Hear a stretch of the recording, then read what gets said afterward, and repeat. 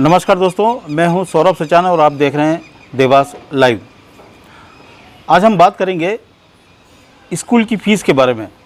जो लगातार अभिभावक परेशान हैं, मंत्री उन्हें झिड़क रहे हैं,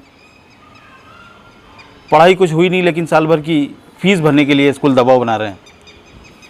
आखिर इसके पीछे कारण क्या है कि जिन मंत्रियों को जनता ने चुना वो मंत्री आज उनकी बात ना करते हुए स्कूलों की तरफ ज़्यादा बात कर रहे हैं।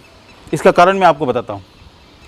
दरअसल भले वोट आपसे लिया गया हो, लेकिन संगठन आज की डेट में स्कूलों को ज़्यादा मजबूत है।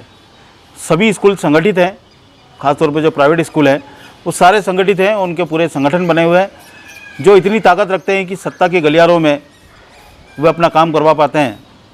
यहाँ तक कि न्यायालय में भी जाकर आवेदन कराते हैं और अपने पक्ष में फैसला ले पाते हैं, क्योंकि वो वहाँ तक पहुँच पाते हैं।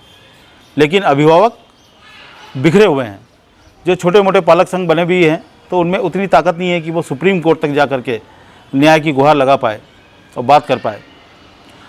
पिछले दिनों वाक़या हुआ जब मध्य प्रदेश के स्कूली शिक्षा राज्य मंत्री इंदर सिंह परमार से कुछ पेरेंट्स मिलने गए तो उन्होंने झुंझलाकर ये तक कह दिया कि जाओ मर जाओ, जो करना है वो करो। आखिर ये झुंझलाहट क्यों है? ये झुंझलाहट दबाव की झुंझलाहट है।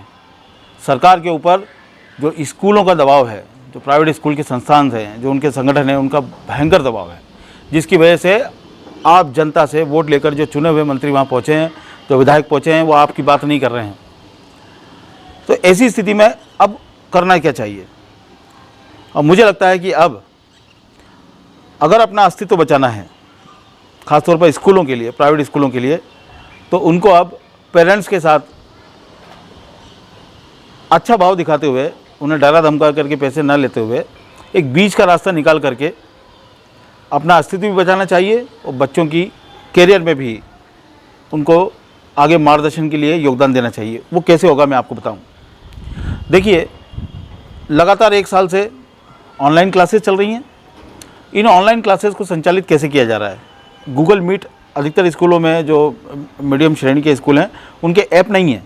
वो सीधे गूगल मीट पर वो क्लासरूम को शो करते हैं और सभी बच्चों को कनेक्ट कर लेते हैं। पीरियड जो एक ज़माने में स्कूलों में 8 पीरियड लिए जाते थे, वो पीरियड अब 2 या 3 लिए जा रहे हैं। तो फीस को भी जो आप इसी तरह से बांट सकते हैं। आप जितनी सेवा दे पा रहे हैं उतनी फ़ीस ले लीजिए। जैसे 8 पीरियड का आप 40,000 मान लीजिए साल की एक बच्चे की फ़ीस लेते थे औसतन, तो अब अगर 2 पीरियड ले रहे हैं तो 2 पीरियड के हिसाब से उसी भाग में विभक्त कर दीजिए।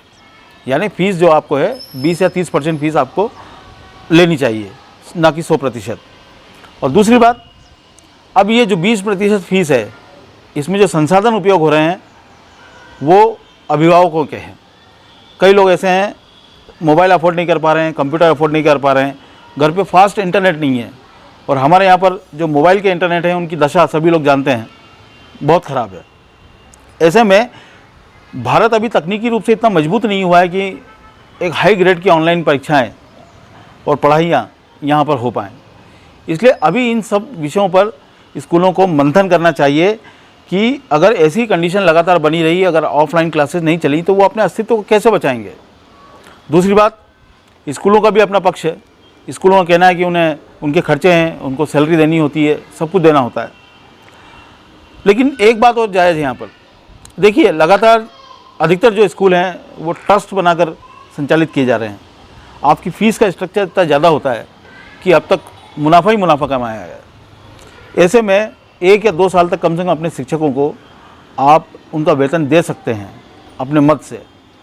ऐसे में पेरेंट्स के ऊपर दबाव बनाना जायज़ नहीं है, क्योंकि पेरेंट्स आपको पे कर रहे हैं सर्विस के लिए, यानी उनके बच्चों को पढ़ाने की सेवा आप दे रहे हैं। तो जितनी आप सेवा देंगे, जिस क्वालिटी की आप सेवा देंगे, पैसा तो उतना ही मिलेगा। लेकिन अब न्यायालय के कंधे पे बंदूक रख कर के लोगों को मैसेज करके डालना, चमकाना कि आप लोग सुप्रीम कोर्ट की अवमानना कर रहे हैं, सुप्रीम कोर्ट का उल्लंघन कर रहे हैं, ऐसा हो रहा है। न्यायालय का नाम लेकर कई स्कूल पेरेंट्स को मैसेज भेज रहे हैं कि आपको फ़ीस तो भरनी पड़ेगी वरना आपकी अवमानना होगी। ऐसे नोटिस मेरे पास भी पड़े हैं कुछ। तो इस तरह की बैड टैक्टिक्स अपनाने की बजाय अगर स्कूल पालक संघ के साथ में बैठक करें, अपना अस्तित्व बचाएं, अपने जो आपके यहाँ एम्प्लॉई हैं, जो टीचर्स हैं, उनका अस्तित्व बचाएं। और दूसरी बात, स्कूलों को गुटबंदी करके सरकार पर दबाव बनाने की बजाय ये दबाव बनाना चाहिए कि जो राहत पैकेज इशू किए गए थे कोरोना काल के बाद में स्मॉल स्केल इंडस्ट्रीज़ के लिए, उसमें स्कूलों को भी शामिल किया जाए, ताकि अगर स्कूल कोई घाटे में जा रहा है तो कम से कम अपने एम्प्लॉयज़ को सैलरी दे पाए और इस जो विकट परिस्थिति जो बनी है, अभूतपूर्व परिस्थिति बनी है, उनसे स्कूल वाले भी उबर पाएँ। लेकिन पेरेंट्स पर नाजायज़ फीस के लिए दबाव बनाना मुझे अभी जायज़ नहीं लग रहा है। तो स्कूलों के जो बड़े संचालक हैं उनसे मेरा निवेदन है कि अगर आपने ट्रस्ट बनाकर अब तक सेवाएं दी हैं, जो चैरिटेबल ट्रस्ट बनाकर सेवाएं दी हैं, सरकार को कोई टैक्स तो दिया नहीं होगा। आपने टैक्स नहीं दिया, आपने फ़ीस का स्ट्रक्चर भी इतना ऊंचा रखा। हमारे मध्य प्रदेश में तो फीस नियामक आयोग ही नहीं बन रहा है अभी ढंग से। तो ऐसे में जब आप ऑलरेडी इतना कमा चुके हैं तो 1-2 साल थोड़ा सा घाटा भी वहन कर लीजिए, उसमें बुराई आखिर क्या है। ये वही पालक हैं, वही बच्चे हैं जो बचपन से आपके यहाँ पढ़ाई करते हैं और आगे की शिक्षा करते हैं। और दूसरी बात, मैं उन पालकों से भी कहना चाहूँगा जो अपना स्टेटस सिंबल समझ करके प्राइवेट स्कूलों में जा करके लंबी चौड़ी फीस दे करके अगर ये समझते हैं कि सारी शिक्षा यहीं मिल जाएगी और हमारा बच्चा सबसे ज़्यादा होनहार यहीं पे हो जाएगा, तो आपको कुछ मैं उदाहरण देना चाहता हूँ। भारत में जितने भी अधिकारी हैं, IAS IPS जो अधिकारी हैं, उनमें से अधिकतर सरकारी स्कूल के बच्चे हैं। आखिर सरकारी स्कूल के बच्चे प्रशासनिक अधिकारी कैसे बन जाते हैं? आपको बड़ा अचंभा लगता होगा। मैं आपको बताऊं, ये सब होता है योग्यता के पैमाने पर। सरकारी स्कूलों में पढ़ाई का इतना दबाव नहीं बनाया जाता, मनोवैज्ञानिक तरीके से बच्चों पर इतना दबाव नहीं होता है। वो खुलकर पढ़ाई कर पाते हैं, खुलकर अपनी सोच डेवलप कर पाते हैं और उसी के अनुसार इसलिए वो प्रशासनिक अधिकारी बन पाते हैं। लेकिन एक प्राइवेट स्कूल का बच्चा, उसके दिमाग का कैलिब्रेशन ही नहीं हो पाता। अंग्रेजी स्कूल में आप पढ़ाइए, 20 तक हिंदी में गिनती बोलेगा, 20 के बाद 21, 22, 23 चालू हो जाएगा। उसके दिमाग का कैलिब्रेशन ही नहीं बन पाया कि वो हिंदी मीडियम का बच्चा है कि इंग्लिश मीडियम का बच्चा है। इंग्लिश को हम लोग अपना स्टेटस सिंबल समझते हैं कि इंग्लिश स्कूल में पढ़ाएंगे तो बच्चा हमारा हाई ग्रेड का माना जाएगा। हिंदी और इंग्लिश मात्र भाषाएं हैं। आप जो कहना चाहते हैं लोगों को, जो बताना चाहते हैं, उसका संप्रेषण का साधन है। हम लोग हिंदी मीडिया में काम करते हैं, हम लोग हिंदी में लोगों को बोलते हैं। हमारा देश अधिकतर हिंदी भाषी है, हमारा काम हिंदी में होता है। लेकिन जब हम इंग्लिश मीडियम में भी बच्चों को अगर पढ़ाते हैं तो वहाँ बच्चा दो राह पर खड़ा दिखता है। ना वो हिंदी का पूरी तरह हो पाता है, ना वो इंग्लिश का हो पाता है। जब वो आगे जाके कंपटीशन में जाता है तो उसके लिए कई मुश्किलें खड़ी हो जाती हैं। इसीलिए प्रशासनिक तंत्रों में अधिकतर अधिकारी आपको ऐसे मिलेंगे जिन्होंने बचपन में सरकारी स्कूलों में पढ़ाई की है और बाद में प्रशासनिक अधिकारी बनने के लिए तैयारियां की और उसके बाद वो चुने गए। लेकिन प्राइवेट स्कूल में आपको सजेस्ट किया जाएगा कि आप MBA कर लो, BBA कर लो, बहुत सारे वैसे प्रोफेशनल कोर्स कर लो, जिसके बाद आपको सिर्फ नौकरी करनी है।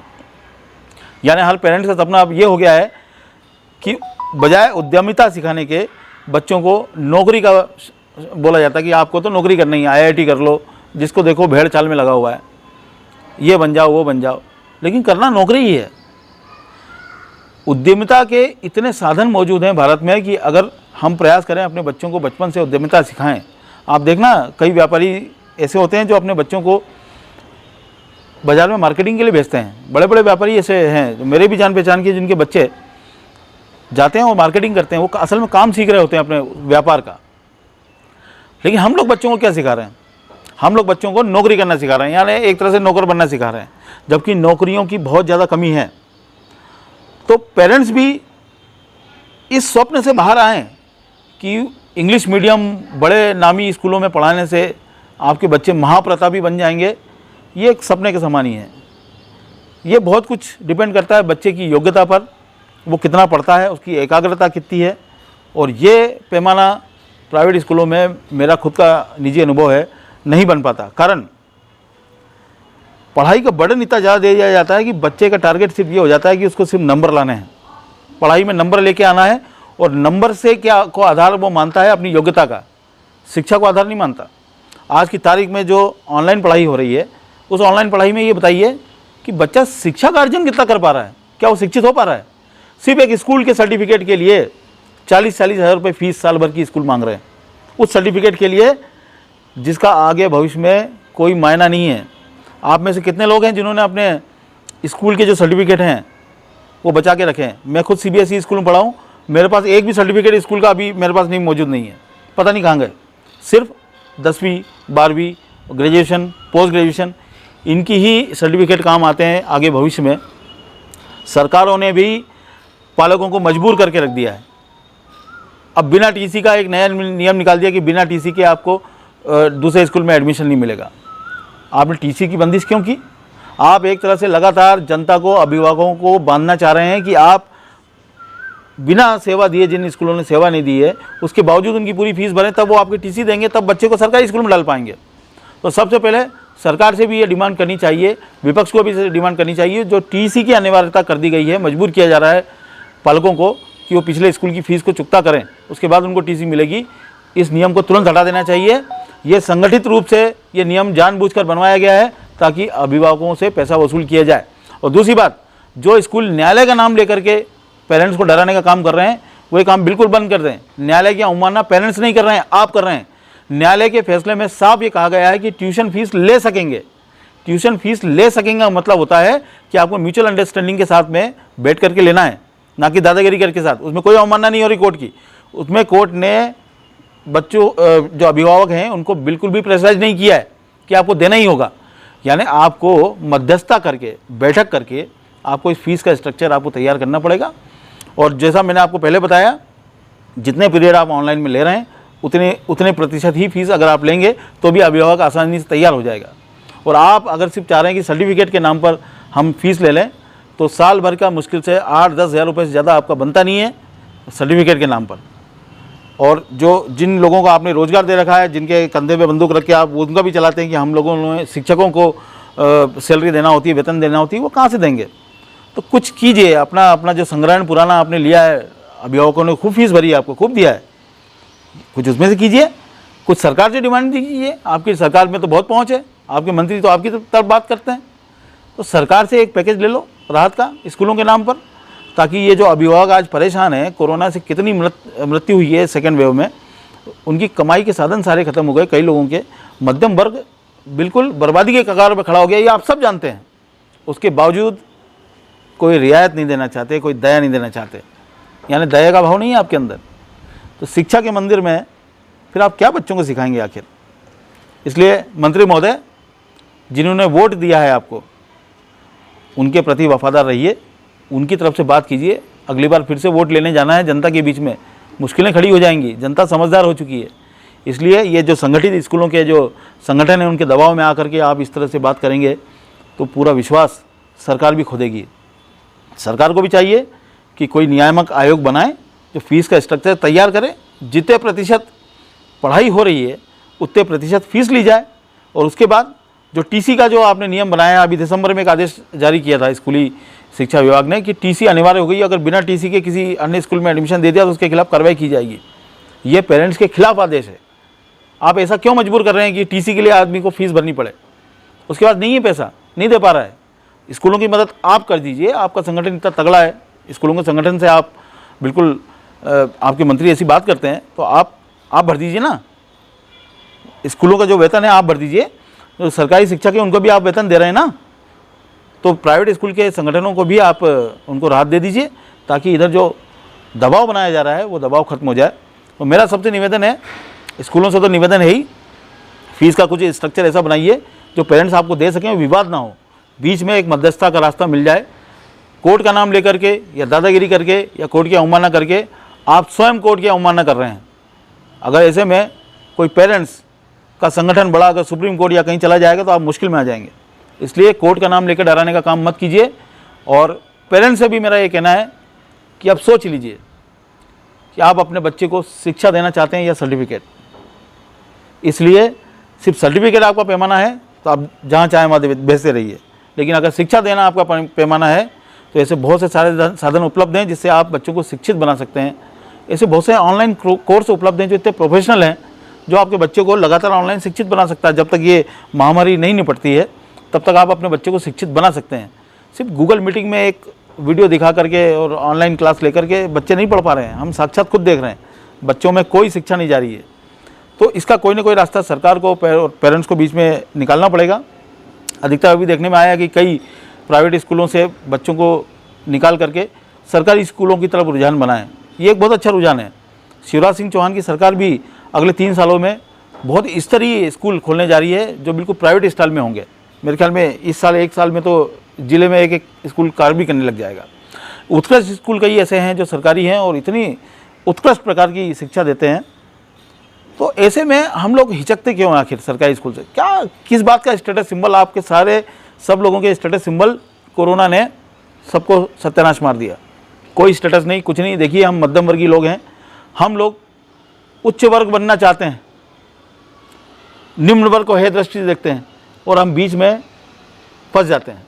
ना हम निम्न में का काम कर पाते हैं, ना उच्च का काम कर पाते हैं। हमेशा मध्यम वर्ग अपनी बर्बादी खुद लेता है, एक स्टेटस के चक्कर में पूरा अपना बजट खराब कर लेता है। इसलिए बच्चों को शिक्षित बनाइए। सर्टिफिकेट कोई पैमाना नहीं है, सर्टिफिकेट तो आते जाते रहते हैं, लेकिन जब असल में प्रतियोगिता में बच्चों को बैठना पड़ता है तब उसकी जो शिक्षा मिली है वही शिक्षा काम में आती है।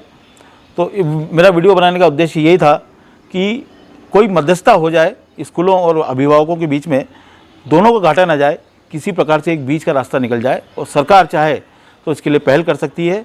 स्कूलों को भी थोड़ा अपना दया भाव दिखाना पड़ेगा अभिभावकों के प्रति, और जो अभिभावक देने में काबिल हैं वो भी चाहे तो फीस भर सकते हैं अपने बच्चों की, दे भी रहे हैं हालांकि। तो एक बीच का रास्ता निकाला जाना बहुत आवश्यक है ताकि हमारी ये शिक्षा प्रणाली ध्वस्त ना हो जाए। क्योंकि अभी देखने में आया कि कई ऐसे स्कूल हैं जो बिकने की कगार पर आ गए हैं, उनको वाकई राहत पैकेज की आवश्यकता है। लेकिन जो बड़े स्कूल हैं, जो बड़े स्तर पर चल रहे हैं, वो आराम से अभी 2-3 साल सर्वाइव कर सकते हैं, उन्हें कोई ज़्यादा दिक्कत नहीं है। तो जो सर्वाइव कर सकते हैं वो दया का भाव दिखाएं और सरकार से भी मदद मांगें। अभिभावकों को इतना परेशान ना करें कम से कम कि वो मंत्री के सामने मरने की बात करने लग जाए, फिर मंत्री को कहना पड़ना मर जाना हो तो मर जाओ। वो मरेगा नहीं, वो अगली बार वोट देते टाइम आपका ज़रूर ध्यान रखेगा। आप सभी लोग जुड़े, उसके लिए बहुत बहुत धन्यवाद। अगर आप ये वीडियो यूट्यूब पर देख रहे हैं तो हमारे चैनल को सब्सक्राइब कीजिए, बेल का आइकन दबाइए। अगर आप फेसबुक पेज पर देख रहे हैं तो हमारे पेज को फॉलो ज़रूर कीजिए। ये वीडियो कैसा लगा और आपकी राय क्या है, इसके बारे में हमें कमेंट के माध्यम से ज़रूर बताइए। बहुत बहुत धन्यवाद।